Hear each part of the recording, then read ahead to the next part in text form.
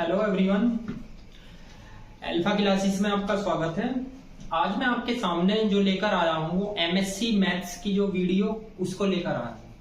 काफी बच्चों की रिक्वायरमेंट थी कि सर एमएससी पे वीडियो डालो, ठीक, तो उसी को आज से मैंने लगभग अभी से ही स्टार्ट करना प्रोसेस किया है। ठीक है, तो आज मैं सबसे पहले इसमें जो बुक्स पढ़ाऊंगा वो आपको एनालिसिस पढ़ाऊंगा। उससे पहले मैं एनालिसिस के बारे में आपको डिस्कस करता हूँ और उससे पहले मैं आपको बता देता हूँ एमएससी के बारे में। एमएससी के बारे में मैं बता दूं, देखो इसमें आपको पता है कि जो फर्स्ट सेम है आपका उसमें 4 बुक है, ठीक, और चारों बुक के सॉल्यूशन मैं आपके सामने डिस्कस करूंगा। सबसे पहले मैं आपको एनालिसिस बुक पढ़ाऊंगा, उसके बाद में आपकी डिफरेंशियल इक्वेशन है वे और एक्सेल अलजेब्रा और टोपोलॉजी। ठीक है, तो मैं जैसे ही मुझे टाइम मिलेगा मैं आपकी वीडियो बनाता रहूंगा। एक चीज ध्यान रखना, मैं आपको स्टेप वाइज वीडियो बनाऊंगा, ऐसा नहीं है कि बीच से छोड़ दिया कोई टॉपिक या कोई टॉपिक मिक्स कर दिया। ठीक, आपको ये भी पता है कि राइटर कौन सा चल रहा है, कृष्णा पब्लिकेशन चल रहा है, तो मैं कृष्णा पब्लिकेशन की बुक से ही क्वेश्चन उठाऊंगा और स्टेप वाइज स्टेप आपको एक एक टॉपिक कंप्लीट कराऊंगा। सबसे पहले जैसे आप देख रहे हो कि बोर्ड पे आपके सामने रियल एनालिसिस के कुछ टॉपिक लिख रहे हैं। इस बुक की एक खास बात होती है, इस बुक के अंदर जो टॉपिक होते हैं ना वे बिल्कुल फाइनाइट होते हैं और चेंज नहीं होते, और ये बुक काफी इजी भी होती है। इसमें कुछ टॉपिक आपने पढ़े होंगे वे जो है ना थोड़े बीएससी से रिलेटेड होते हैं। जैसे बहुत से टॉपिक ऐसे हैं, जैकोबियन है, मैक्सिमा मिनिमा है, 2 वेरिएबल्स का है, और डिफरेंशिएबिलिटी कंटिन्यूटी है, राइमन इंटीग्रल्स है। ये सब टॉपिक आपके जो है ना बीएससी से रिलेटेड है। तो इस बुक को पहले पढ़ाने का मकसद भी है ये थोड़ा सा, क्योंकि बीएससी से कुछ रिलेटेड होता है तो बच्चे के दिमाग में ज्यादा आ जाता है। ठीक है ना, तो पहले तो मैं इसके सिलेबस के बारे में डिस्कस कर दूं, उसके सिलेबस क्या है। और दूसरी बात एक बता दूं मैं, आपको एमएससी से घबराने की जरूरत नहीं। बच्चे एमएससी में एडमिशन ले लेते हैं, सोचते हैं कि सिलेबस कंप्लीट होगा, कहां से करना है, मॉडल से आएगा, बुक्स कैसे आएगा, तो उस चीज की आप टेंशन मत लो। जो भी मैं आपके सामने टॉपिक डिस्कस करूंगा तो वो पूरा कंप्लीट करूंगा, ऐसा नहीं है कि बीच से छुड़वा दिया। और मैं जो आपके सामने क्वेश्चन डिस्कस करूंगा केवल आपको वही क्वेश्चन करने हैं, क्योंकि एग्जाम में लगभग वही आएंगे और उनसे बाहर एग्जाम में कुछ नहीं आने का। देखिए, रियल एनालिसिस में आपके टोटल 7 चैप्टर है। 7 चैप्टर में आपको एक चीज की जानकारी होनी चाहिए कि कौन सा चैप्टर इंपॉर्टेंट है, कौन सा चैप्टर आपका ज्यादा एग्जाम में पूछा जाता है। तो आपका जैसे फर्स्ट चैप्टर है, इसे राइमन इंटीग्रल्स भी बोलते हैं, ये आप पढ़ चुके हो बीएससी के अंदर। लेकिन इसमें और एमएससी में दोनों में अंतर क्या है ये बताता हूं। एमएससी में जो राइमन इंटीग्रल्स आता है उसमें जो थ्योरम्स आती है उसके बारे में थोड़ा डीपली समझाना पड़ता है, ठीक। और आपने बीएससी में क्या पढ़ा, रीमान इंटीग्रेबल फंक्शन में जो है ना सुप्रीमियम इनफीरियम के बारे में ज्यादा डिस्कस नहीं किया, सवाल कर दिए। तो इसमें तो आप पढ़ोगे, इसमें टोटल थ्योरम से ये टॉपिक बहुत इंपॉर्टेंट है, एग्जाम के पॉइंट ऑफ व्यू से ये इंपॉर्टेंट चैप्टर है, तो इसको तो आपको करना ही है, इसमें से तो क्वेश्चन आएगा ही। दूसरी बात, आपके ये यूनिफॉर्म कन्वर्जेंस सीक्वेंस और सीरीज है, ये भी इंपॉर्टेंट है, इसमें से भी आपको क्वेश्चन करने हैं। ये आपके टोटल केस पे बेस है, जितने सारे आपके टेस्ट लगने हैं सीरीज के बारे में, फंक्शन के बारे में, इसी टॉपिक में डिस्कस है। ये अप्रोक्सीमेट वैल्यू है, इससे एक क्वेश्चन आता है एग्जाम में, ठीक है। और ये आपकी पावर सीरीज है, पावर सीरीज में से भी केवल एक ही क्वेश्चन आएगा, तो इसे भी इंपॉर्टेंट लिख सकते हो। अच्छा, इसके बाद आपका जो फंक्शन ऑफ वेरिएबल्स वाला क्वेश्चन है ये जो आपका है, तो इसमें ज्यादा आपको टेंशन लेने की जरूरत नहीं है, इससे क्वेश्चन मोस्टली कम ही पूछा जाता है। अच्छा, एक चीज और बताओ, जैकोबियन आपका इंपॉर्टेंट है, इससे क्वेश्चन आता है और एक इससे क्वेश्चन आता है, ठीक है ना। तो लगभग आपको सारे ही चैप्टर इंपॉर्टेंट है, तो सारे ही चैप्टर आपको करने हैं। मैं थोड़ा पढ़ाऊंगा कैसे, सबसे पहले मैं आपको जैकोबियन के बारे में बताऊंगा और इसकी 1 या 2 एक्सरसाइज जो भी होगी उसके सारे क्वेश्चन डिस्कस करूंगा। उसके बाद मैं चैप्टर 6 पढ़ाऊंगा, उसके बाद मैं 5 पढ़ाऊंगा, उसके बाद पावर सीरीज पढ़ाऊंगा। तो स्टेप वाइज स्टेप में बीच से कोई भी टॉपिक उठा सकता हूँ, लेकिन मैं ऐसा टॉपिक उठाऊंगा बीच से जो एक दूसरे से जुड़ा हुआ हो। जैसे आप जैकोबियन पढ़ोगे तो जैकोबियन में आपको पार्शियल डेरिवेटिव के बारे में कुछ पता है, कुछ क्या सारा ही पता है, ठीक, तो वो आप बीएससी में भी पढ़ के आए हो, तो उसी हिसाब से मैं आपके टॉपिक कराऊंगा। मैंने एकदम से कोई टॉपिक ऐसा करा दिया कि थ्योरेटिकल है, जैसे अप्रोक्सीमेट वैल्यू वाला है, इसमें सारा थ्योरेटिकल सिस्टम है, तो बच्चे के दिमाग में जल्दी से नहीं आता, राइमन इंटीग्रल्स में से नहीं आता, ठीक है ना। तो इनमें थ्योरम बेस्ड क्वेश्चन है, तो सबसे पहले मैं सवाल वाले टॉपिक कराऊंगा, जैसे पावर सीरीज है, जैकोबियन है, एक्सट्रीमी पॉइंट प्रॉब्लम्स वाला, ये कंस्टेंट वाला है, ये वाला टॉपिक, ठीक है ना। तो इस टाइप के मैं आपके सामने जो है ना डिस्कस करूंगा, ठीक। तो आपको ये टेंशन तो छोड़ दो कि एग्जाम में क्या इंपॉर्टेंट है, क्या आना है, ठीक है। एक चीज और बताओ, इसमें अगर आप मेहनत कर लो तो ज्यादा नंबर आते हैं इस वाली बुक में। और जो टोपोलॉजी बुक है, जो टोपोलॉजी बुक है या टोपोलॉजिकल बुक भी बोलते हैं उसको, उसमें जो है ना टोटल सारी थ्योरेटिकल सेट थ्योरी के बारे में। बच्चे को ये कंफ्यूज होता है कि सर उसमें वो बड़ी टफ पड़ती है, उसमें जो आप डिटेल लिख की जाती है या मैट्रिक्स स्पेस पे बेस है उनसे जो है ना क्वेश्चन बनता है, काफी टफ बनता है। देखो वो जो बुक है वो काफी इजी है, वो इतनी टफ नहीं। टफ तो केवल आपके दिमाग से हो जाती है कि आप अगर ट्राई नहीं करोगे तो सब चीज टफ हो जाएगी, ठीक। और जो आपकी डिफरेंशियल इक्वेशन है वो टोटल आपकी पार्शियल डेरिवेटिव को छोड़ के सिंपल डेरिवेटिव था ना जो आपने डिफरेंशियल इक्वेशन पढ़ी थी बीएससी में, उस पे बेस है।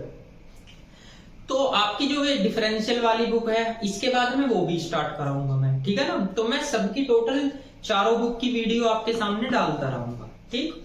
और आपको एग्जाम में क्या करना है, एग्जाम में आपको ज्यादा क्वेश्चन करके नहीं जाने। जैसे जो मैं क्वेश्चन कराऊंगा केवल आपको वे क्वेश्चन करने हैं, और बस जो आपके लास्ट में मैं बताऊंगा केवल वे क्वेश्चन करने हैं। ऐसा नहीं है कि आपकी बुक्स इतनी लेंथी आपको कंबाइंड सारा का सारा पढ़ना, क्योंकि अगर सारा तैयार करोगे तो पहली बात तो हो नहीं पाएंगे, उसके बाद में फिर एग्जाम आ जाएंगे तो उसमें सिर्फ प्रॉब्लम पड़ती है। तो आपको करना क्या है, जैसे मैंने आपको एनालिसिस की बुक स्टार्ट करा दी तो आप एनालिसिस के लेक्चर सारे के सारे आप नोट डाउन करते जाओ, जो मैं लेक्चर डाल रहा हूँ, ठीक है ना। वे आपको अल्फा क्लासेस पे ही मिलेंगे।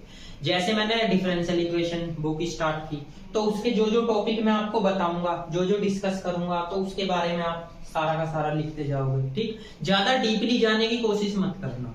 कुछ बच्चे ऐसे होते हैं कि इसमें ज्यादा डीपली चले जाओ, एक टॉपिक को ही पकड़ के बैठ गए, सारे क्वेश्चन करने हैं, तो उसके चक्कर में आपके मार्क्स नहीं आएंगे, ठीक है ना।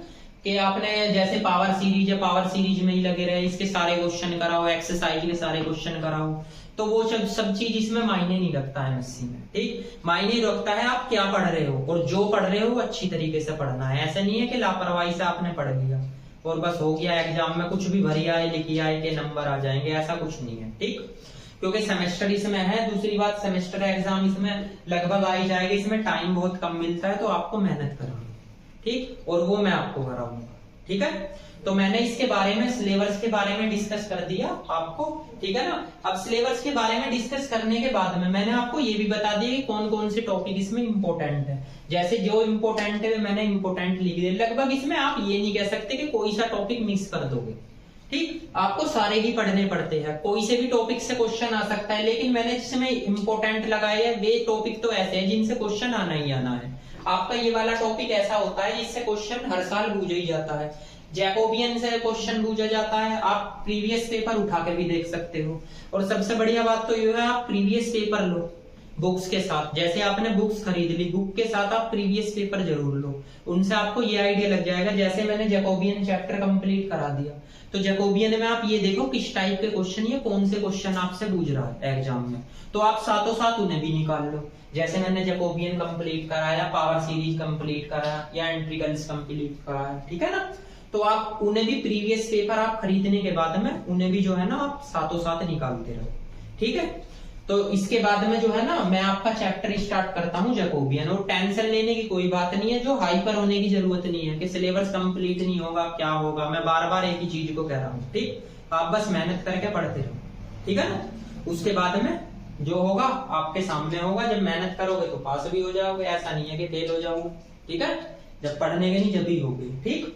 तो चलो मैंने इसके सिलेबस के बारे में डिस्कस कर दिया। चैप्टर हम स्टार्ट करते हैं जैकोबियन चैप्टर नंबर 7, ठीक। जिसके पास बुक्स है उनमें आपको लिखना है तो आप लिख सकते हो, या जिसके पास बुक नहीं आप इन चैप्टर के नाम लिख सकते हो, उसके सामने लिख सकते हो कौन कौन से इंपोर्टेंट है, ठीक है ना। इसके बाद मैं कराता हूँ आपका चैप्टर नंबर 7 स्टार्ट, ठीक। 7 चैप्टर है, मैंने आपको बताया जैकोबियन। अब सबसे पहले तो मैं आपको बताता हूँ कि जैकोबियन होता क्या है, ये इसमें किस किस फंक्शन का यूज है और कैसे कैसे आप इन्हें सोल्व करोगे। देखो आपको पता है कि इसमें पार्शियल डेरिवेटिव का यूज होगा। पार्शियल डेरिवेटिव आपने पढ़ भी रखा, जिसके रेस्पेक्ट में करोगे केवल उसी का डेरिवेटिव होगा। आपके सामने कुछ ऐसा सवाल आएगा कि आप del u v upon del x y इसका जैकोबियन बनाओ, तो आप ऐसे बनाओगे del u upon del x, del u upon del y, del v upon del x और del v upon del y. मतलब आपको del u upon del x लेना, del u upon del y, ठीक। Del v upon del x लेना और del v upon del y. आपका जो function है वो तो एक लोगे और जितने वेरिएबल होंगे उनके रेस्पेक्ट में आपको डेरिवेटिव करना। इसे आप शॉर्ट में ऐसे भी लिख सकते हो जैकोबियन यू वी, ठीक है। ऐसे ही आप 3/3 का सोल्व करोगे, u v और w upon del x y और z। तो इसका भी बनाओ del u upon del x, del u upon del y, del u upon del z, del v upon del x, del v upon del y, del v upon del z और del w upon del x और del w upon del z, वो sorry del y और आपका del w upon del z। इस type से आपको बनाना है। देखो del u upon del x ये आया, del u upon del y ये आया और del u upon del z ये आया, ठीक। अब v पे आ जाओ, del v upon del x, del v upon del y, del v upon del z ये आ गया। ऐसे ही सेम z का हो जाएगा, w का z के रेस्पेक्ट में। इसको लिख सकते हो आप जैकोबियन u v और w, ठीक। और आपको ये सोल्व करना पता है, डिटर्मिनेंट होती है 3/3 की, भाई कॉमन सी बात है तो आपको पता ही होगा। 2/2 की भी आपको पता है, ठीक। तो सबसे पहले तो आपको क्वेश्चन में देगा कि इसको सोल्व करना है, ठीक। एक चीज और बताओ, ये केवल सिंगल फंक्शन के लिए, जैसे u की वैल्यू दे दी और v की वैल्यू दे दी, w की वैल्यू दे दी, ठीक। u की वैल्यू में x y का रिलेशन होगा, v की वैल्यू में भी आपका x y का रिलेशन होगा और w की वैल्यू में, ठीक। अब एक प्रॉपर्टी होती है, मैं आपको बताता हूं, आपका है Jacobian u v del x y और इंटू डेल एक्स वाई और डेल यू वी। इसकी वैल्यू आपको पता है 1 होती है। कैसे कैसे होती है मैं बताता हूं। देखो आप जो है ना इसको ब्रेक करो, इसको ऐसे लिखोगे del u upon del x और del u upon del y. यहाँ पे del v upon del x और del v upon del y, ठीक। इंटू इसका बनाओ del x upon del u, del x upon del v, ये del y upon del u और del y upon del v। अब आपको पता है डिटर्मिनेंट की मल्टीप्लाई आपने की हुई है, तो कर दीजिए भाई। इसकी जब इसके रेस्पेक्ट में करोगे, इसके साथ करोगे सॉरी, तो आपके सामने ये आएगा कुछ, ये आएगा del u upon del x और जी आपका इसके साथ करो, यहां जाएगा del x upon del u plus, अब इसके साथ करोगे तो क्या आएगा del u upon del y और del y upon del u, ठीक। ये तो ये हो गया। अब इसके साथ भी होगी तो करिए del u upon del x और यहाँ पे हो जाएगी del x upon del v plus, ऐसे ही इसकी करो, इसमें मल्टीप्लाई, तो del u upon del y और del y upon del v, ठीक है। अब यहाँ पे आ जाइए, अब आपने इसके साथ की, इसके साथ कर दिया, ऐसे इसके साथ की, इसके साथ। अब दूसरी पे आ जाइए, इसकी मल्टीप्लाई इसके साथ करो तो क्या होगा del v upon del x और del x upon del u। इसके साथ मल्टीप्लाई कर दीजिए तो करिए plus del v upon del y और जी del y upon del u।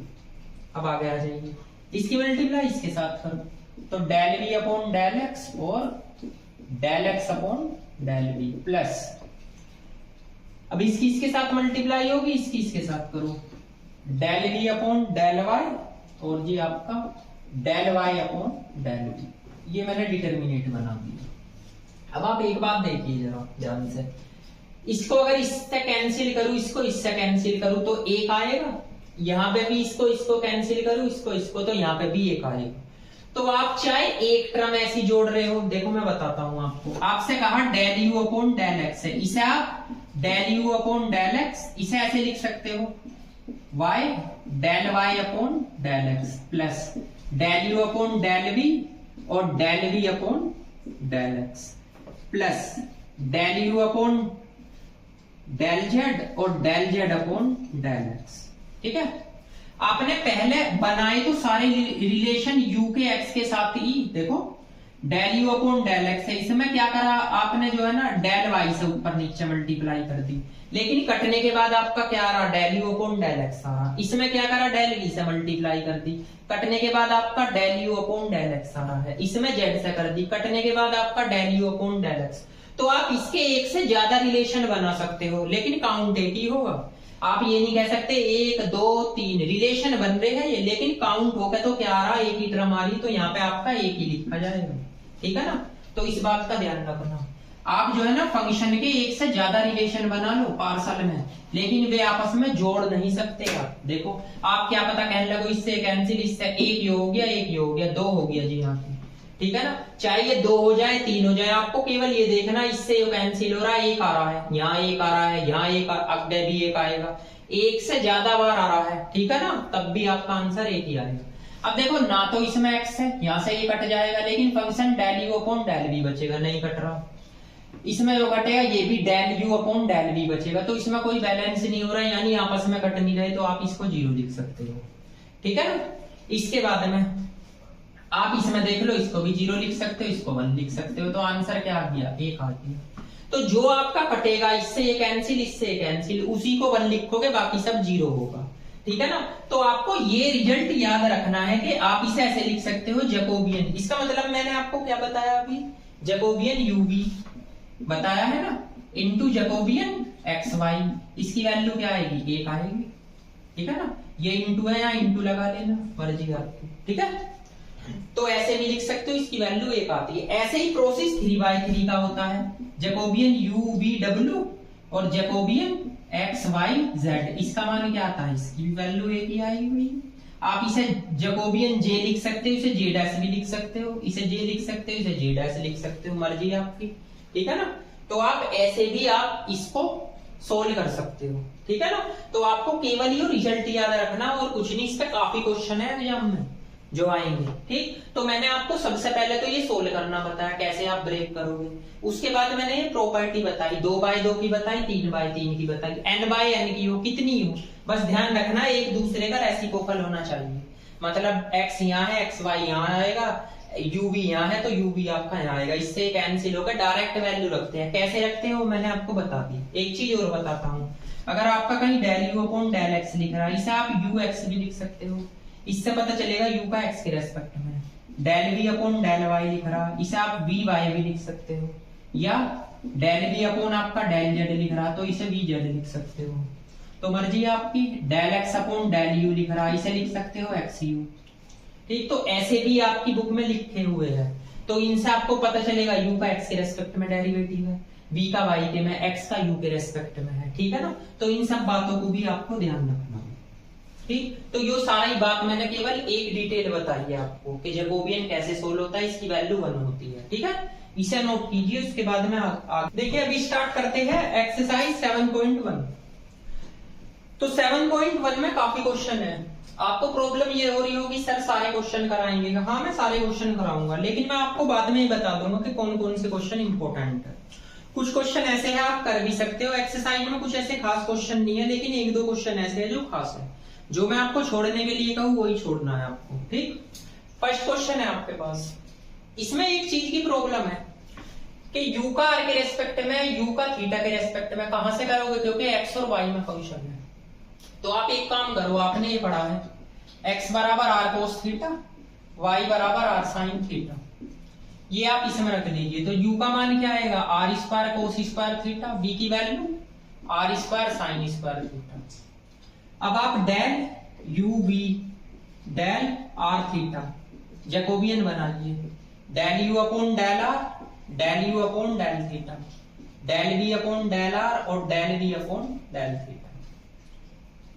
अब आप निकाल लीजिए पार्शियल डेरिवेटिव u का r के रेस्पेक्ट में, तो इसका r के रेस्पेक्ट में करोगे तो 2r cos स्क्वायर थीटा आएगा। ऐसे u का थीटा के रेस्पेक्ट में, ये कांस्टेंट है इसका बताओ, 2r स्क्वायर cos थीटा, और cos थीटा का माइनस sin थीटा। ठीक है, ऐसे ही आप v का r के रेस्पेक्ट में करो तो इसका करिए, तो ये 2r sin स्क्वायर थीटा हो जाएगा, v का थीटा के रेस्पेक्ट में तो 2r स्क्वायर sin थीटा और cos थीटा। अब इसे सोल्व कर लीजिए, इसकी मल्टीप्लाई कर कीजिए, तो 4r की पावर 3, क्योंकि स्क्वायर है एक पावर ये क्या आएगा, cos की क्यूब थीटा और sin थीटा माइनस, लेकिन एक माइनस ये रहा तो प्लस कर देगा, ये भी 4r की पावर 3, इसकी मल्टीप्लाई इसमें करोगे तो sin की पावर 3 थीटा और cos थीटा। अब आप देखिए इसमें से कॉमन आ रहा है r की पावर 3, एक तो cos थीटा एक sin थीटा कॉमन आ रहा है, यहाँ पे क्या बचेगा cos स्क्वायर थीटा प्लस के साइन स्क्वायर थीटा, इसकी वैल्यू क्या आएगी ये, तो आपके पास 4r³ cos theta sine theta आ गया। अब आप इसको पोलर में चेंज किया था, फिर कार्टेशियन में चेंज कर दीजिए। आप इसे r ऐसे लिख लो, r cos theta r sin theta, ऐसे लिख सकते हो भाई। r³ है, ब्रेक कर दिया, आपके पास ये आ गया 4r, तो एज इट इज ये x की वैल्यू, ये y की, ठीक है। तो ये आपका लगभग आंसर आ जाएगा, ठीक। तो देखो बिल्कुल सिंपल क्वेश्चन है, ऐसे कोई टफ नहीं है। इसके बाद एक क्वेश्चन है इसमें सेकंड क्वेश्चन में दे रखा है आपको u का मान 2xy और जी आपको v का मान दे रखा है x² और y²। उसने पहले ही बोल दिया x बराबर r cos थीटा है, y बराबर r sin थीटा है, ठीक। और उसने किसकी वैल्यू निकालने के लिए बोली है, del u v upon del r और थीटा की। तो आप एक काम करो, इसमें ये वाली दोनों वैल्यू इसमें रख लो, सेम बिल्कुल क्वेश्चन ही ऐसा ही है, जैसे x y इसमें रखा था ऐसे ही आप इसकी x का मान यहाँ रखो, y का मान यहाँ और x y का यहाँ, तो फंक्शन आपका किसमें बन जाएगा, u और थीटा में, और सीधे जैकोबियन की वैल्यू निकाल लो। देखो ये क्वेश्चन सेम ऐसा ही है ना। तो आप इसे आप सोल्व करोगे। इसके बाद आते हैं क्वेश्चन नंबर 3 पे। क्वेश्चन नंबर 3 थोड़ा लेंथी है, आप इनको नोट कीजिए।